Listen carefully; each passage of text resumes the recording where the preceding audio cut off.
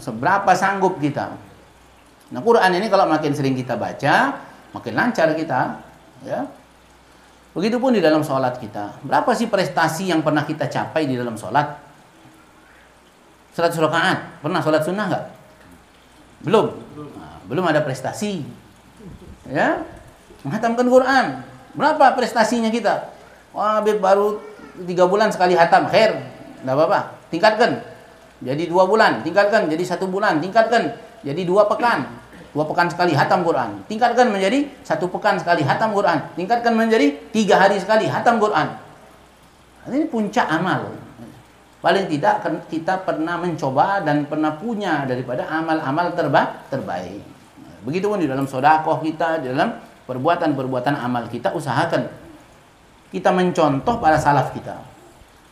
Bagaimana Sayyidina Al-Faqih Al-Muqaddam misalnya. Sayyidina Al-Faqih Al-Muqaddam tiap hari mensedekahkan kurma itu dikatakan bertonton, ya, tiap hari dari kebun kurma yang dia miliki.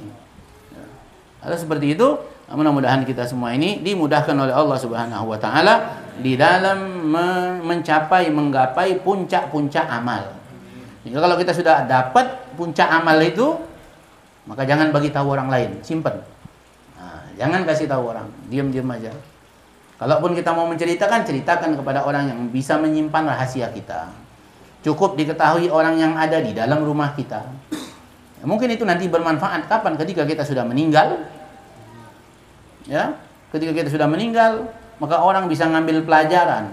Dari mana kita tahu si fulan menghatamkan Quran dari sebanyak sekian, bersedekah sebanyak sekian, melainkan setelah mereka meninggal dan diceritakan itu oleh keluarganya atau oleh orang-orang yang semasa hidupnya menyimpan rahasia tersebut. Ya.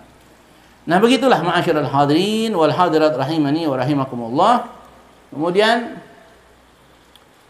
yang terakhir, wa an Abi Hurairah radhiyallahu an qala Rasulullah sallallahu alaihi wasallam, dari Abi Hurairah radhiyallahu an, ughzu taghnamu wa sumu tasihhu wa safiru tastaghnu.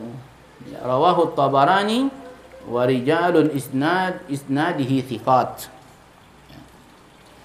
Ikut berperang jihad di jalan Allah, maka engkau akan beruntung. Engkau akan mendapatkan keberuntungan. Berpuasalah, niscaya kalian akan sehat. Bepergianlah, niscaya engkau akan dikayakan oleh Allah. Ya. Nah, ini diriwayatkan oleh At-Tabarani, ya, dengan orang periwayatnya dapat dipercaya. Nah, itu ma'asyiral hadirin, bagi yang besok, ya, bakal menggalang dana, ya, buat Palestina, ya, turun ke jalan, ya. Sebaiknya kita meluruskan niat. Nah, jadi niatnya itu bukan karena anak ikut turun, ya, bukan karena si fulan wala fulan, tapi niat kita karena Allah. Itu yang pertama. Yang kedua, niat kita karena ini perintah Nabi SAW dan perintah Allah. Di mana Nabi SAW memerintahkan kita untuk memberikan kelapangan, membantu saudara-saudara kita karena mereka adalah saudara-saudara kita. Ya, kemudian ya, kita niatkan di dalam apa yang kita lakukan besok itu bukan untuk memperbesar majelis kita, bukan untuk nyari nama, bukan kita merasa lebih baik dari orang lain. Memang seharusnya orang lain yang turun itu. Ya, ormas-ormas yang ada di Pekanbaru ini harusnya mereka yang turun, bukan kita. Tapi tidak apa-apa. Ya, kalau mereka tak mau ambil bagian amal ini, kita ambil. Jadi biar habis tak kebagian amal mereka. Dalam majelis tak datang, ilmu tak ada, ya, bantu sesama saudara pun tak mau. Sudah, kita ambil semua kalau begitu. Ya. Kenapa kita turun ke jalan nih besok? Ya. Ayo turun, jangan malu. Ya. Ada sebagian kita nih malu turun ke jalan nih, ya. Ayo turun besok, jangan malu-malu. Supaya kita nanti besok di akhirat nggak malu jumpa dengan saudara-saudara kita tuh. Ya. Mau diletakkan di mana wajah kita nanti di akhirat? Kita jumpa dengan orang-orang ini.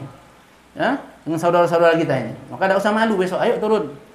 Ya, buang itu rasa malu untuk kebaikan. Ya, tidak usah malu. Kalau kita minta untuk saudara kita, tidak usah malu. Tapi kalau kita minta untuk diri kita, malu kita. Ya, kita jangan meminta untuk diri kita, enggak. Kita minta ke orang lain, ayo minta untuk saudara kita, minta untuk masjid, minta untuk bantu orang lain, enggak usah malu.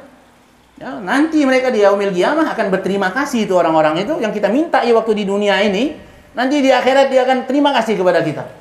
Beruntung dulu engkau mintain hartaku ini, kalau enggak hartaku entah kemana-mana. Nah, itu jadi besok ayo ya, jangan malu-malu, turun kita, yang ada waktu ayo turun ya. Jangan nanti kalau anak nggak turun, misalnya nggak turun, jangan. Ya berarti karena anak itu turunnya tuh. Ente mau ngapain lagi nungguin anak? Ya, yang penting ente Bismillah turun bareng-bareng. Ya janjiannya jam berapa? Ayo bareng-bareng. Ya, nggak penting anak ada atau tidak ada. Ya, nggak penting. Jadi kita membiasakan di majelis ini, jangan kalau anak duduk di majelis ini baru ente pergi. Kalau nggak anak ente tidak pergi ke majelis. Ya, jangan. Biasakan kita untuk duduk di majelis-majelis kebaikan. Ada anak atau tidak ada anak di situ. Beberapa orang di antara kita ini saja sudah cukup sudah.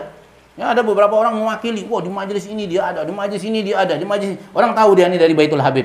Sudah cukup sudah. Ya, kalau yang lain nunggu gurunya dulu datang. Gurunya datang baru muridnya ikut rame-rame. Kalau kita enggak, karena kita tahu itu majelis kebaikan, kita hadiri. Ada guru kita atau tidak ada guru kita, kita duduk di situ di majelis tersebut karena kita tahu itu satu kebaikan.